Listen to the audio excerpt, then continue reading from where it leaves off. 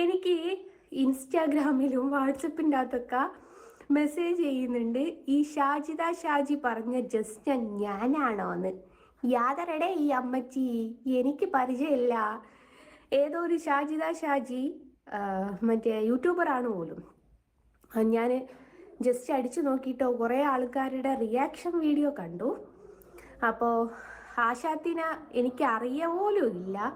ആശാത്തിക്ക് ഏതോ അഹമ്മദ് കുട്ടിയോ മമ്മൂട്ടിയോ കോയക്കുട്ടിയോ ഏതോ ഒരു കുട്ടി പൈസ കൊടുത്തു എന്നും അതേതോ മറ്റേ യൂട്യൂബർക്ക് കൊടുത്തു എന്നും എന്തോ ഒരു കഥ.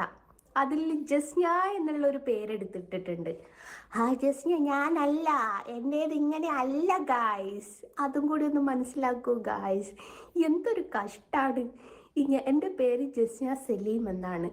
മോളെ ഷാജിദേ, പൊന്നാര മോളെ, എന്തിനാടി നീ വേണ്ടാത്ത പേരൊക്കെ എടുത്തിടുന്നത്? ഹായ് ഹലോ അസ്സലാമു അലൈക്കും, welcome back to my channel. Shajida Shaji റൌഫുമായിട്ടുള്ള വിവാഹത്തിൽ നിന്ന് പിന്മാറാൻ കാരണം ജസ്ന എന്നൊരു യൂട്യൂബർ ആണ് എന്ന് പറഞ്ഞിരുന്നു.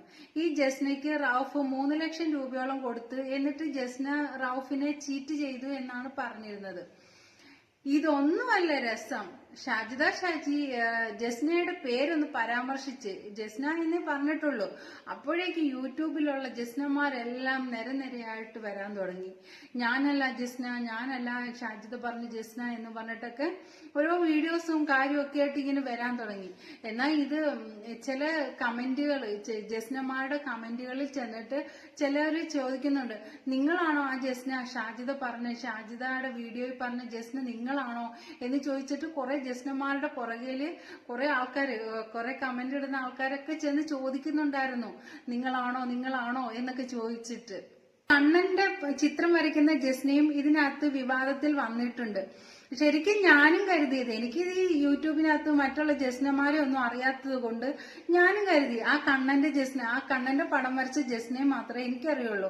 അപ്പോൾ ഞാനും കരുതി, സ്വാഭാവികമായിട്ട് ഞാനും കരുതി ആ ജസ്നയുടെ കാര്യമായിരിക്കാം ഈ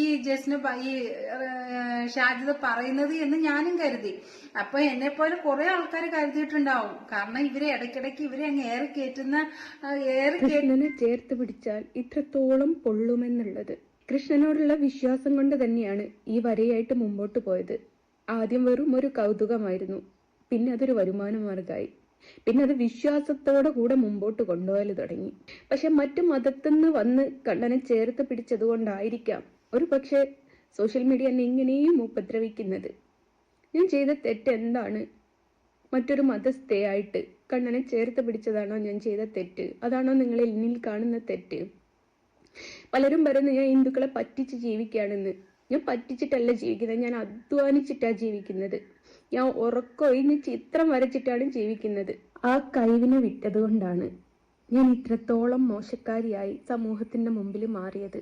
കണ്ണനെ ചേർത്ത് പിടിച്ചതിന് ഇങ്ങനെ പൊള്ളൂന്ന് ഒരിക്കലും ഞാൻ പ്രതീക്ഷിച്ചില്ല. അറിഞ്ഞില്ല ഞാന് ഉണ്ടല്ലോ ആൾക്കാരെല്ലാം.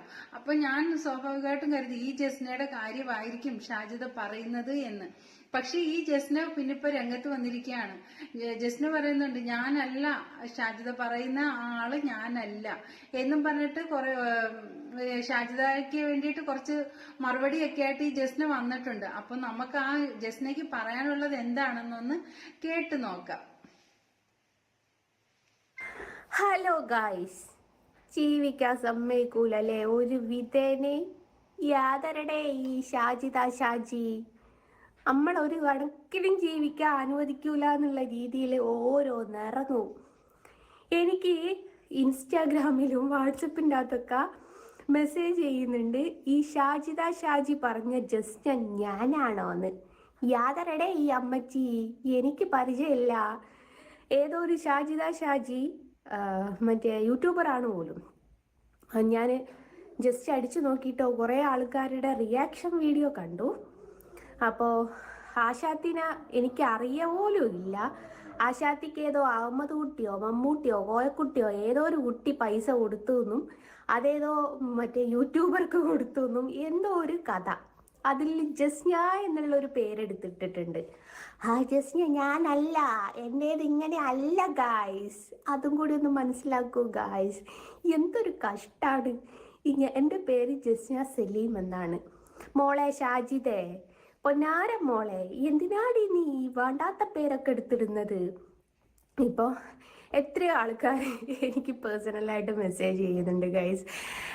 നിങ്ങളാണോ ആ ഷാജി പറഞ്ഞ ജസ്ന എന്നൊക്കെ ചോദിച്ചിട്ട്. എനിക്ക് ഈ അമ്മച്ചിനെ അറിയാൻ പോലും ഇല്ല കേട്ടോ. ഏതാ എന്താണെന്നൊന്നും എനിക്ക് അറിയാൻ തന്നെ അല്ല.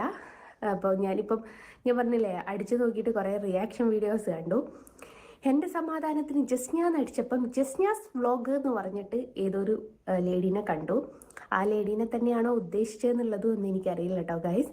അതും ഞാൻ പറഞ്ഞു തന്നേക്കാം. ഇനി ജസ്ന സലീം പറഞ്ഞു ഇന്ന വ്യക്തിയാണ് എന്ന് പറഞ്ഞിട്ട് അടുത്ത തംബ്ലൈൻ കൊടുത്തിട്ട് നിങ്ങളാരും വീഡിയോ ഇറക്കാൻ നിൽക്കണ്ട. അപ്പം ഇതാണ് സംഭവം. ആരോ എന്തോ ഒരു പേരെടുത്തിടുമ്പോഴേക്കും വിവാദ നായികയായ എന്നെ എല്ലാവരും അങ്ങ് എടുത്തിടുമ്പോൾ എന്നാ ചെയ്യാനാ കൊച്ചുങ്ങളെ, ജീവിച്ചു പൊക്കോട്ടെ, എന്നങ്ങ് അതിനനുവദിക്കൂ എന്ന് പറഞ്ഞ് അപേക്ഷിക്കേണ്ട ഒരു ഗതികേടിലാണ് ഇപ്പം നിലവിൽ ഞാൻ ഉള്ളത്. പറയുന്നുണ്ട് ജസ്ന എന്ന് മാത്രമേ പറയുന്നുള്ളൂ. എന്നാൽ ജസ്ന സലീമെന്നോ അങ്ങനൊന്നും പറയുന്നില്ല.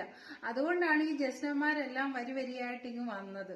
അപ്പൊ ഇതിന് മറുപടിയായിട്ട് ഷാജിദ കുറച്ച് കാര്യങ്ങളൊക്കെ പറയുന്നുണ്ട്. ഏത് ജസ്നയാണെന്നുള്ള ക്ലാരിഫിക്കേഷനും പിന്നെ ഞാൻ അമ്മച്ചിയല്ല എന്നൊക്കെയുള്ള ഒരു ഇതും ഒക്കെ ആയിട്ട് ഷാജിദ വന്നിട്ടുണ്ട്. അപ്പൊ നമുക്ക് ഷാജിദയുടെ വോയിസ് കൂടെ ഒന്ന് കേട്ട് നോക്കാം. അവരും പറഞ്ഞു ഞാൻ ഒന്ന് നീ ഒരു ക്ലാരിഫിക്കേഷൻ കൊടുക്കണം ഈ ജസ്നേന്. അപ്പോൾ ആ ജസ്നേന്റെ ഫോട്ടോ, റൗഫിന്റെ ഫോട്ടോ ഒക്കെ വെച്ചിട്ട് ഞാൻ ഒരു വീഡിയോ ചെയ്യാം. ഓക്കെ, ആരാണ് ജസ്ന ആരാണ് റൗഫ് എല്ലാം ഉള്ള ഒരു വീഡിയോ ആണിത്.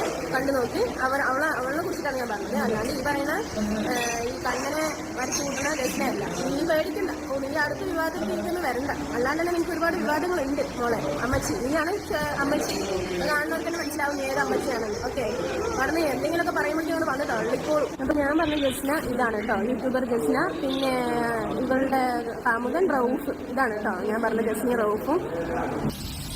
പിന്നെ എന്താ പറയാനുള്ളത് വെച്ചാല്, റൌഫ് മോനെ എന്തായാലും നീ സോഷ്യൽ മീഡിയയിൽ കളിച്ച് ശരിക്കും നീ നാട്ടിൽ വന്നിട്ടുണ്ട്. പിന്നെ ഇന്നലെ നീ എൻ്റെ ഇക്കാന്റെ പെങ്ങളുടെ റംലുവിന്റെ അടുത്ത് പോയിട്ടുണ്ട് പറഞ്ഞു. അവളാര് എന്താ പറയാ കോടതിയിലെ ജഡ്ജാ, അവളുടെ അടുത്താണ് കേസ് കൊടുക്കാൻ പോയിരിക്കുന്നത്. പിന്നെ ഇക്ക മരിച്ചതോടുകൂടി എല്ലാ ബന്ധങ്ങളും തീർന്ന ഒരു വ്യക്തിയാണ് ഞാൻ. പിന്നെ എന്നെ കുറിച്ചും എന്റെ മക്കളെ കുറിച്ചും അവരുടെ വീട്ടിൽ പോയിട്ട് അവരുടെ ഇതിനെ ഭാഗത്ത് പറഞ്ഞിട്ട് കാര്യമില്ല. അവരൊന്നും എനിക്ക് ആരുമല്ല. ഓക്കെ, പിന്നെ നിന്റെ കാര്യങ്ങൾ ഞാൻ ഇന്ന് യൂട്യൂബിൽ ഇട്ടിട്ടുണ്ട്. പിന്നെ നിനക്ക് എന്തെങ്കിലുമൊക്കെ പ്രശ്നം ഉണ്ടെങ്കിൽ ഞാൻ നിനക്കൊരു ഡേറ്റ് തന്നിട്ടുണ്ട്. പൈസന്റെ കാര്യങ്ങളും എല്ലാം പറഞ്ഞിട്ടൊരു ഡേറ്റ് തന്നിട്ടുണ്ട്. ആ ഡേറ്റിന് നിനക്ക് വേണമെങ്കിൽ ഇതാക്കാം, ഇല്ലാന്നുണ്ടെങ്കിൽ നീ കേസ് കൊടുക്കുക, ബാക്കിയുള്ള കാര്യങ്ങളൊക്കെ നീ ചെയ്യാം. ഓക്കെ, പിന്നെ ഇക്കാന്റെ പെങ്ങളുടെ അടുത്ത് ഇക്കാന്റെ ഏട്ടന്മാരുടെ അടുത്ത് പോയിട്ട് ഒരു കാര്യമില്ല. അതിലൊന്നും പേടിക്കുന്ന ആളുമല്ല ഞാൻ. ഓക്കെ, ബൈ, അസ്സലാമു അലൈക്കും.